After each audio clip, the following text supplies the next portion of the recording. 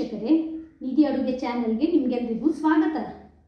ಇವತ್ತು ಶೇರ್ ಮಾಡುವಂಥ ರೆಸಿಪಿ ಗೌಡ ಸಾರಸ್ವತ ಬ್ರಾಹ್ಮಣರ ಶೈಲಿ ಅಂದರೆ ಕೊಂಕಣಿ ಕಮ್ಯುನಿಟಿಯವರ ಒಂದು ಸಾಂಪ್ರದಾಯಿಕ ಅಡುಗೆ ಕೆಸುವಿನ ಎಲೆಯ ಆಳ್ವತಿ. ಕೆಸುವಿನ ಎಲೆಯಿಂದ ಪತ್ರೊಡೆ ಮಾತ್ರವಲ್ಲ, ವಿವಿಧ ರುಚಿಕರವಾದ ಅನೇಕ ರೆಸಿಪಿಗಳನ್ನು ಮಾಡ್ತಾರೆ. ಅದರಲ್ಲಿ ಈ ರೆಸಿಪಿ ಕೂಡ ಒಂದು.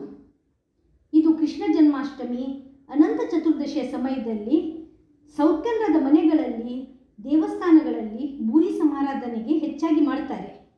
ಅತಿ ಕಡಿಮೆ ಇಂಗ್ರೀಡಿಯೆಂಟ್ಸ್ ಬಳಸಿ ಬೆಳ್ಳುಳ್ಳಿ, ನೀರುಳ್ಳಿ ಉಪಯೋಗಿಸದೆ ಮಾಡುವಂಥ ಈ ರೆಸಿಪಿ ತುಂಬ ರುಚಿಕರ. ಬನ್ನಿ ಮಾಡುವ ವಿಧಾನ ನೋಡೋಣ. ಹಾಗೆ ರೆಸಿಪಿ ವಿಡಿಯೋ ಇಷ್ಟವಾದರೆ ವಿಡಿಯೋಕ್ಕೆ ಲೈಕ್ ಕೊಡುವುದರ ಜೊತೆಗೆ ಚಾನಲನ್ನು ಸಬ್ಸ್ಕ್ರೈಬ್ ಮಾಡಿ. ಇಲ್ಲಿ 2 ಕಟ್ಟಷ್ಟು ಕೆಂಪು ದಂಟು ಇರುವಂತಹ ಕೆಸುವಿನ ಎಲೆಯನ್ನು ಬಳಸ್ತಾ ಇದ್ದೇನೆ. ಈ ಆಳ್ವತಿಗೆ ಈ ಥರದ ಕೆಂಪು ದಂಟಿನ ಎಲೆಯನ್ನು ಹೆಚ್ಚಾಗಿ ಬಳಸ್ತಾರೆ. ಈ ಎಲೆಯ ಈ ಥರದ ಮಧ್ಯದ ನಾರನ್ನು ನಾವು ತೆಗಿಬೇಕು, ಹಾಗೂ ದಂಟಿನಿಂದ ನಾರನ್ನು ಸಹ ತೆಗಿಬೇಕು. ಇದರ ದಂಟು ಸಮೇತವಾಗಿ ನಾವು ಬಳಸ್ತಾ ಇರುವುದರಿಂದ ದಂಟಿನ ನಾರನ್ನು ಸಹ ನಾವು ತೆಗಿಬೇಕಾಗ್ತದೆ. ಇಲ್ಲಿ ಚೆನ್ನಾಗಿ ತೊಳೆದ ಈ ಎಲೆಗಳನ್ನು ನಾರಿಂದ ಬಿಡಿಸಿ ಸಣ್ಣದಾಗಿ ತುಂಡು ಮಾಡಬೇಕು. ದಂಟಿನ ನಾರನ್ನು ಸಹ ತೆಗೆದು ಈ ರೀತಿಯಲ್ಲಿ ತುಂಡು ಮಾಡಿ ಇಟ್ಟಿದ್ದೇನೆ.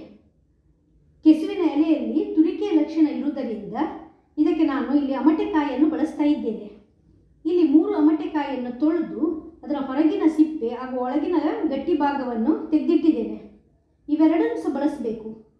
ನೀವು ಅಮಟೆಕಾಯಿಯನ್ನು ಜಜ್ಜಿ ಕೂಡ ಈ ರೆಸಿಪಿಗೆ ಬಳಸಬಹುದು. 3 ಅಮಟೆಕಾಯಿ ಬದಲು ನೀವು ಇನ್ನೊಂದೆರಡು ಜಾಸ್ತಿ ಅಮಟೆಕಾಯಿಯನ್ನು ಸಹ ಸೇರಿಸಬಹುದು. ಈಗ ತುಂಡು ಮಾಡಿಟ್ಟ ಕೆಸುವಿನ ದಂಟು ಎಲೆಯನ್ನು ಕುಕ್ಕರಿದು ಪಾತ್ರೆಗೆ ಸೇರಿಸುವ, ಹಾಗೂ ಅಮಟೆಕಾಯಿಯನ್ನು ಸಹ ಸೇರಿಸುವ. 1 ಕಪ್ ನೀರು ಹಾಗೂ ರುಚಿಗೆ ಉಪ್ಪನ್ನು ಸೇರಿಸಿ ಒಳ್ಳೆ ಮಾಡಿ ಮಿಕ್ಸ್ ಮಾಡಿ ಕುಕ್ಕರ್ ಪ್ಯಾನನ್ನು ಗ್ಯಾಸಲ್ಲಿಟ್ಟು ಲಿಡ್ ಕ್ಲೋಸ್ ಮಾಡಿ 3 ಸೀಟಿ ತೆಗಿಬೇಕು. ಇದು ಬೇಯುವಷ್ಟರಲ್ಲಿ ಮಸಾಲೆಗೆ ರೆಡಿ ಮಾಡೋಣ. ಇಲ್ಲಿ ಒಂದು ಅರ್ಧ ತೆಂಗಿನಕಾಯಿಯ ತುರಿ, ಹುರಿದ 2 ಬ್ಯಾಡಗೆ ಮೆಣಸು ಹಾಗೂ ಒಂದು 5 ಗಿಡ್ಡ ಮೆಣಸನ್ನು ಸೇರಿಸಿದ್ದೇನೆ. ಸ್ವಲ್ಪ ಎಣ್ಣೆಯಲ್ಲಿ ಕ್ರಿಸ್ಪ್ ಆಗುವವರೆಗೆ ಈ ಮೆಣಸನ್ನು ಹುರಿದಿಟ್ಟಿದ್ದೇನೆ. ಜೊತೆಗೆ ಒಂದು ಚಿಕ್ಕ ಹುಳಿಯನ್ನು ಸಹ ಸೇರಿಸ್ತಾ ಇದ್ದೇನೆ. ಅಮಟೆಕಾಯಿ ಸೇರಿಸಿದ ನಂತರ ಹುಳಿಯ ಅವಶ್ಯಕತೆ ಇಲ್ಲ. ಆದರೆ ನಾನು ಮೊದಲೇ ಹೇಳಿದ ಹಾಗೆ ಕೆಸುವಿನ ಎಲೆಯಲ್ಲಿ ತುರಿಕೆಯ ಲಕ್ಷಣ ಇರುವುದರಿಂದ ಚಿಕ್ಕ ಹುಳಿಯನ್ನು ಬಳಸ್ತಾ ಇದ್ದೇನೆ.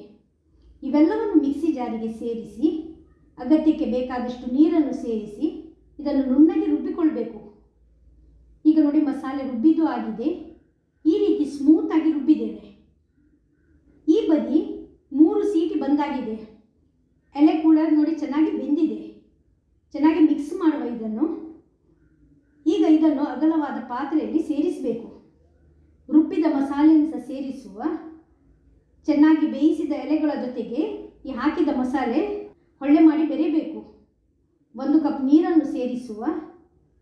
ಈ ಕರಿ ಇದೆಯಲ್ಲ, ತುಂಬ ತೆಳು ಮಾಡಬಾರ್ದು, ಸ್ವಲ್ಪ ಗಟ್ಟಿಯಾಗಿ ಇರಬೇಕು. ಇದನ್ನೀಗ ಮೀಡಿಯಂ ಫ್ಲೇಮಲ್ಲಿ ನಾವು ಬೇಯಿಸಿಕೊಳ್ಬೇಕು. ಇದು ಬೇಯುವಾಗ ಒಂದು 3 ಸೀಳಿದ ಹಸಿಮೆಣಸು, ಒಂದು 2 ಇಂಚಷ್ಟು ಶುಂಠಿಯನ್ನು ಸಣ್ಣದಾಗಿ ಹೆಚ್ಚಿಟ್ಟದನ್ನು ಸೇರಿಸುವ. ಚೆನ್ನಾಗಿ ಮಿಕ್ಸ್ ಮಾಡಿ ಲಿಡ್ ಮುಚ್ಚಿ ಇದನ್ನು ಒಂದು 7 ರಿಂದ 8 ನಿಮಿಷಗಳ ಕಾಲ ಕುದಿಸಿಕೊಳ್ಬೇಕು. ಈಗ ನೋಡಿ, ಒಂದು 8 ನಿಮಿಷ ಬಿಟ್ಟು ಲಿಡ್ಡನ್ನು ತೆಗೆದಿದ್ದೇನೆ. ಮಸಾಲೆ ಚೆನ್ನಾಗಿ ಕುದಿ ಬರ್ತಾ ಇದೆ. ಈಗ ಇದಕ್ಕೆ ಒಗ್ಗರಣೆಗೆ ತಯಾರು ಮಾಡೋಣ. ಒಗ್ಗರಣೆಯ ಚಿಕ್ಕ ಪ್ಯಾನಲ್ಲಿ 1 ಸ್ಪೂನಷ್ಟು ಕೊಬ್ಬರಿ ಎಣ್ಣೆಯನ್ನು ಸೇರಿಸಿದ್ದೇನೆ.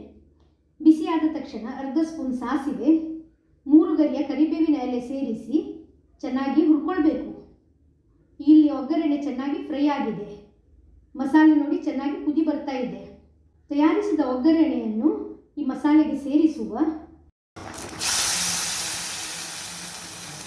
ಚೆನ್ನಾಗಿ ಮಿಕ್ಸ್ ಮಾಡುವ. ಅಷ್ಟೇ. ಈಗ ನೋಡಿ, ರುಚಿಯಾದ ಕೆಸುವಿನ ಎಲೆಯ ಆಳ್ವತಿ ರೆಡಿಯಾಗಿದೆ. ನೀವು ಕೆಂಪು ದಂಟಿನ ಎಲೆಯ ಬದಲು ಹಸಿರು ದಂಟಿನ ಮದ್ರಾಸಿ ಎಲೆ ಹೇಳ್ತೇವಲ್ಲ, ಅದನ್ನು ಸಹ ಬಳಸಬಹುದು. ಬಿಸಿ ಬಿಸಿ ಅನ್ನದ ಜೊತೆಗೆ ಈ ಆಳ್ವತಿ ಇದೆಯಲ್ಲ, ಅದ್ಭುತ ರುಚಿ ಕೊಡ್ತದೆ. ಸಮಾರಂಭಗಳಲ್ಲಿ, ವಿಶೇಷ ದಿನಗಳಲ್ಲಿ ಬೆಳ್ಳುಳ್ಳಿ, ನೀರುಳ್ಳಿ ಬಳಸದೆ ಈ ರೀತಿ ಸಾಂಪ್ರದಾಯಿಕ ಅಡುಗೆಯನ್ನು ನೀವು ಪ್ರಯತ್ನಿಸಿ ಹಾಗೂ ಮನೆ ಮಂದಿ ಜೊತೆಗೆ ಸವಿಯಿರಿ. ಸೊ ಇವತ್ತಿನ ಈ GSP ಕಮ್ಯುನಿಟಿಯವರ ಸ್ಪೆಷಲ್ ಆಳ್ವತಿ ಇಷ್ಟವಾದರೆ ವಿಡಿಯೋಕ್ಕೆ ಲೈಕ್ ಕೊಡುವುದರ ಜೊತೆಗೆ ಚಾನಲನ್ನು ಸಬ್ಸ್ಕ್ರೈಬ್ ಮಾಡಿ, ಶೇರ್ ಮಾಡಿ. ಧನ್ಯವಾದಗಳು.